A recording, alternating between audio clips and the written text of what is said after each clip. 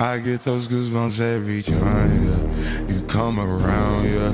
You ease my mind, you make everything feel fine. Worry about those comments, I'm way too numb, yeah. It's way too dumb, yeah. I get those goosebumps every time. I need the Heimlich, throw that to the side, yeah. I get those goosebumps every time, yeah. When you're not around, when you throw that to the side, yeah. Hey guys, it's me, Wilson. We're back on F1 2020. If you watched the intro of Canada last week, you'll realise why I'm giggling about that, because I say it every day. It's pretty obvious we're back in F1 2020, but we are, and it is round 8 of the PSGL Season 28 season, and we're here at Suzuka in Japan, which I'm pretty sure you all know if you follow F1. It's a pretty historical track, pretty no runoff really. If you make a mistake, that's it. Very hard first sector, especially in PS4 without the PC grip. So yeah, first sector is very tricky. Rest of the lap's very tricky, including corners like the hairpin. Spoon requires a lot of commitment. So lots of tricky corners here that we're gonna have to tackle. And yeah, we're just gonna have to give it our best shot. We are 5 points behind Duncan coming into this. We did claw it back a little bit last week with a win in Canada. He got third after a penalty was added to Jordan, I think it was. So yeah, we could take the championship lead here. I think Eust is also 15 points behind or something like that. And you saw the constructors that McLaren are 15 points behind. What do you call it? Alfa Romeo. That's the word. Yeah, McLaren are 15 points behind Alfa Romeo, so it's not going too well. Gamer's not scored points in the last 3 rounds, so it's making it pretty difficult. But we can. We still have 2 rounds left, or 3 rounds including this one. So we'll have to see what we can do. But nevertheless, we are completing our banker lap. We do a 25.2, which sets us pretty nicely up for the rest of the session. That is provisional pole. That's the best banker anyone done. Now starting our second lap as we let Recon by. And yeah, this first sector, well, we're in the last, but we're about to come up to the first, starting our second lap, was a pretty big weak point to me. And a lot of people in PS4, to be honest. A few people, well, PC were doing 0.5s easy. I don't know how, to be honest. The best I could do in this first was a 0.6 as we get all out of shape and lose about 600s, 500s. So yeah, this first sector is very poor, and I say that it was poor compared to PC. Compared to PS4, it was fine. I was matching everyone else really.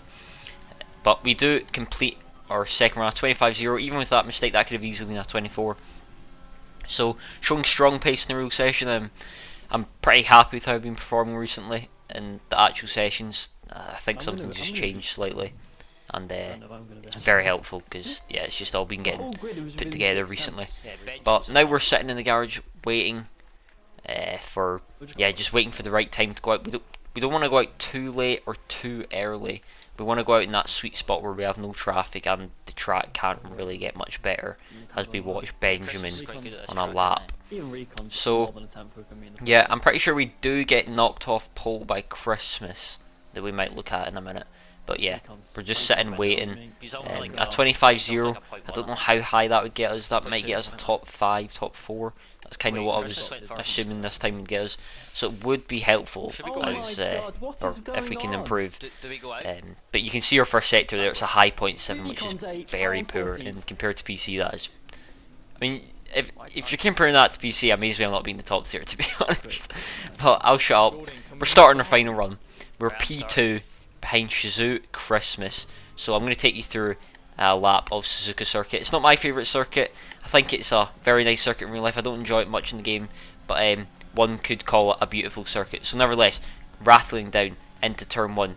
Bring it down here, brake very late, let this camera take you through the curb. We hit that curb pretty awkwardly, but because we wheel spin here, we gain a lot of time. And then through here, tapping these curves, not too much, or this rear end will kick out like anything through these corners very, very fast in these modern F1 cars. Up through Dunlop, very easy to spin. I think we're about to get a snap, and we do get a little bit of a snap. So a 10th up, not perfect, but it was pretty decent. The meter board's gone, turn in before the 50, slamming the brakes for Degner 2, and a very good first two quarter, Degner 1 and Degner 2 there. Up into the hairpin, you want to keep it tight. We go slightly too deep into this corner, probably lost a solid half a tenth to 700s there on a perfect hairpin, so that's not ideal, but we could be on for a 0.8 if we do this pretty solid. So next up is Spoon. After the 50, we do that pretty poorly. Then you have the second part of Spoon, and we go in the power so late because we missed that apex speed there. So very poor Spoon. We've lost about half tenth there, and a overall pretty poor middle sector. Our sector split is pretty poor as well, so we're going to need quite a lot in this last sector to pull it back. Braking before the 100 meter board, taking a lot of inside curb, flinging it back to the left, up to 4 to minimise wheel spin. About to come up to the line, we're about to open DRS. We open DRS, and it's going to be a 24.956. Not a bad lap, but considering how poor the middle sector was, it could have been way, way more. So yeah, it's quite frustrating as Just actually takes pole off us in a 9.10, and you can see a 3.79. I think our PB middle was like a 2.40, 2.30 or something like that. So huge mistake in the middle. That's definitely cost us pole. But pole's not everything. Second is good enough. It could arguably be better starting second, to be honest. So we'll just have to see how it goes. But here we are, picking our tires. It is a soft medium strategy. It is kind of tight if you pit in lap 7. But we were planning to go lap 9. That was the plan all along. The plan in this race was to just pretty much either sit in first and not touch the ERS at all. If Eust wants to pass, he can pass. That would be the plan if we were in pole. But since we're in second, the plan was just to sit behind Eust, not touch ERS unless it's absolutely crucial, and then on lap 9, drain everything and try and minimise the undercut as much as possible, because if we pit lap 8, we will 100% be in puncture range at the end, and I'd just like to minimise every risk of getting a puncture, because you've seen people like, numerous people. I actually watched the video today where Jarno Otmir, he got a puncture at Bahrain on 75%, which is ridiculous. But nevertheless, enough of my rambling. We've got 4 lights, 5 red lights, and away we go. We do get a very good initial launch, but that second launch is extremely poor, and that is really costly. We dart to the left slightly just to give a little look on the outside, but nothing can be made of it, and Just keeps the lead. So yeah, pretty boring start, nothing exciting, no crashes, which I'm sure everyone would love to see me in the wall. But yeah, no crashes, and we're just going to have to get into a rhythm now. I've never actually followed in the dirt air in practice, so this is all new to me. I'm sure it's alright. It was actually better than I thought. But yeah, pretty much nothing happened for these first 3 laps. Now I'm just showing you we're about to get DRS. I did notice throughout this whole race, this last chicane was a really big strong point. It was either a strong point for me or a weak point for Just as we set the fast lap on Benjamin exit of us. But that last chicane was very strong for us. You can just see how powerful this DRS is, closing up to Just like nothing. I mean, we're in Rich, didn't even touch ERS. It was just DRS and slip there, so very close. And I'm pretty sure me and Just were both running the same wings. He was running 3.8, I was running 3.8, so no differences. But coming on to the end of lap 4 now, again, this last game is a very strong point for us, and we do turn on the ERS, so that is signalling to everyone watching that we are going to go for a move, pull out to the right hand side, and it looks like we're going to breeze by. Just doesn't fight it too much, he plays it smart, and we go into the lead. So now we're in the lead, it's a bit more comfortable, we can control it a little bit more, but the plan isn't, plan is to not use, I keep saying I need to stop that. The plan is to not use any RS anymore. If Use wants to pass us, so be it, we'll let him. And coming on to the end of lap 5, we're actually about to set the fast lap due to the RS. A 29.3, pretty good lap. Not a good lap, well, yeah, you'd want to be doing that at the start of the race, but since we had DRS, it helped a lot. But here we go into Degner 3, and yeah, we make a huge mistake, get a warning, go deep. That corner is extremely tricky as your tyres are about 106, 105 degrees going into Degner 2, and the car just doesn't want to stop. It turns like a tractor. You turn and it looks at you and laughs, to be honest. So very tricky that corner, especially with these raging hot tyres. And that gave Just an eye-opener. Whether Just was going to go for the move anyway, I don't know. But after that, he definitely started applying the pressure, using a bit of ERS. We do use a tiny bit out of this corner, which, again, looking back on it, and in hindsight, we shouldn't have, but that's in hindsight.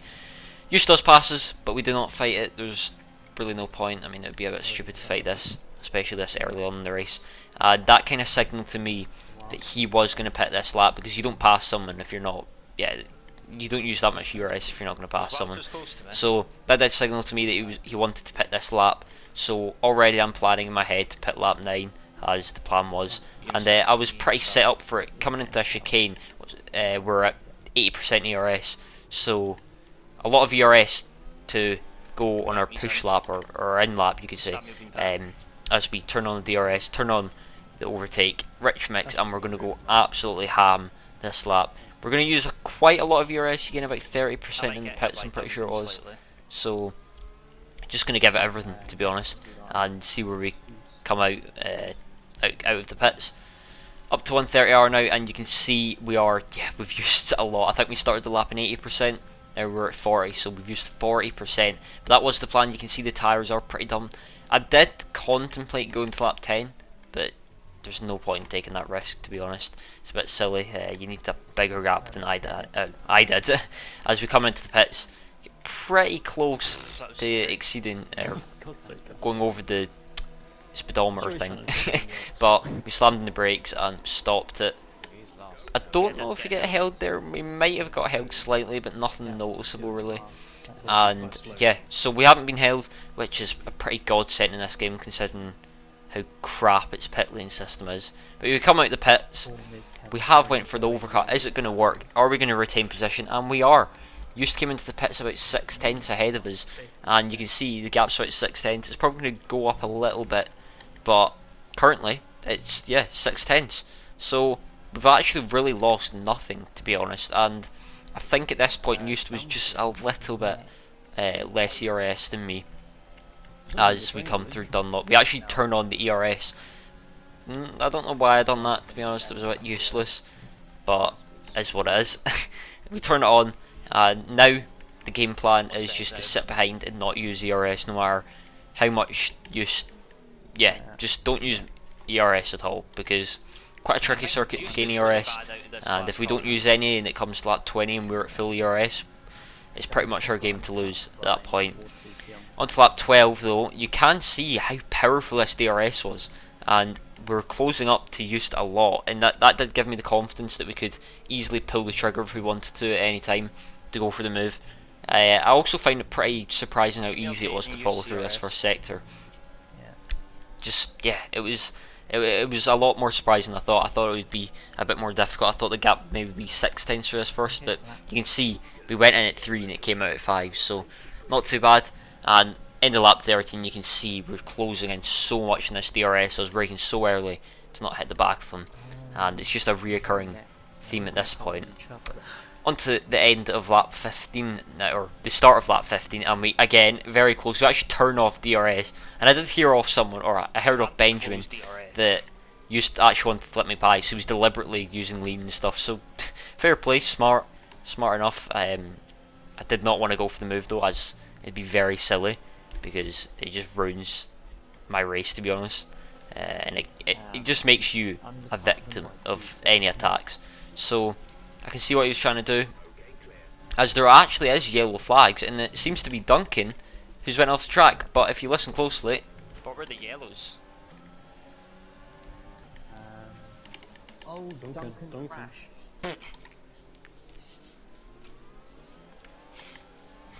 Lol. Nice race pace. Nice. You can actually see Duncan actually spun out, so that is huge for this championship, and yeah, just huge for everything in this tier, to be honest. It brings you right back into it, brings me right back into it. 5 points behind. If we do win this race, we will fly up as we go for a move and use. We have applied a bit of ERS here. open DRS, threw it into turn 1, and an easy move done. And as soon as I saw Duncan out, that really propelled the motivation up there. And yeah, this is a huge moment in the championship. If we win this race, I'm pretty sure the gap to Duncan will be 11 points. So it's pretty crucial we win this. And this will give us the buffer. We'll be going from the hunter to the hunted at that point if this race finishes like this. On to lap 26 though, Benjamin's going for the move and Just has no ERS now. He used a lot of it trying to stay ahead in the second stint. But now you can see we're blasting everything we had about. I wasn't looking, but I think it was like 60 or 70 something percent. So now we're just going to use absolutely everything and blast it all in this last lap. But it's been a pretty commanding victory, or I hope we win it because there's only 2 corners left, 3, and yeah, it's been a pretty commanding victory. Tires are done, so luckily we did pit on lap 1. That has definitely gave us a bit of an advantage towards the end. But nevertheless, we're going to come across the final 2 corners. We're going to come up to the line. We're going to take our 3rd win of the season, back-to-back wins in Japan.